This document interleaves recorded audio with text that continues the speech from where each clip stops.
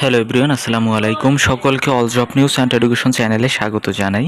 চলে আসলাম নতুন একটি ভিডিও নিয়ে। ভিডিও শুরুর প্রথমে বলে রাখি, যারা আমার চ্যানেলে নতুন দয়া করে আমার চ্যানেলটি সাবস্ক্রাইব করে দিতে ভুলবেন না।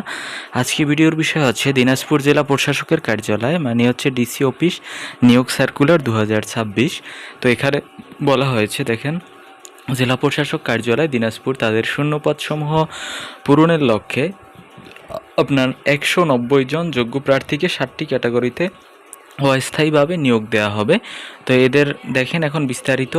মোট পদের সংখ্যা হচ্ছে 190 এবং আবেদন শুরু হচ্ছে 4 জুন 2026 তারিখ সকাল 10টা থেকে এবং আবেদন শেষ হচ্ছে 3 জুলাই 2026। অফিস চলাকালীন সময় আপনার বিকেল 5টা পর্যন্ত চলবে এবং বয়সসীমা হচ্ছে 4 জুন 2026 অনুযায়ী 18 থেকে 30 বছরের মধ্যে 32 বছরের মধ্যে হতে হবে এবং হচ্ছে বয়সের ক্ষেত্রে আপনার এসএসসি বা সমমান সার্টিফিকেট অনুসারে হতে হবে। এফিডেভিট গ্রহণযোগ্য হবে না। এবং এখানে নোটে বলা হয়েছে প্রার্থীকে অবশ্যই কিন্তু বাংলাদেশের নাগরিক ও দিনাজপুর জেলার স্থায়ী বাসিন্দা হতে হবে। দিনাজপুর জেলার স্থায়ী বাসিন্দা ছাড়া কেউই কিন্তু এই চাকরিতে আবেদন করতে পারবেন না।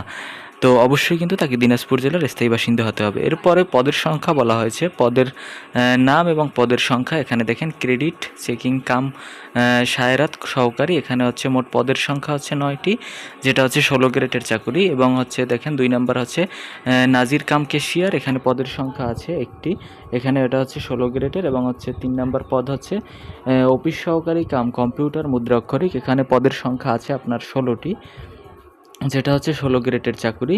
তো এই 3টি পদ আছে। এরপরে হচ্ছে 4 নাম্বার পদ। এই 4 নাম্বার পদে হচ্ছে আপনার সার্টিফিকেট পেশকার, এখানে পদ আছে 4টি, যেখানে হচ্ছে এটাও 16 গ্রেডের চাকরি।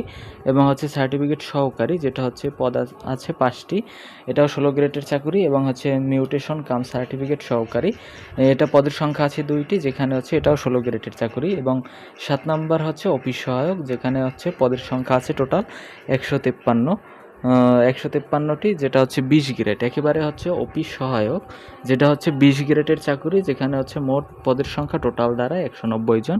তো আশা করি আপনারা সকলে যাদের যোগ্যতা আছে ওই যোগ্যতা অনুযায়ী আবেদন করবেন।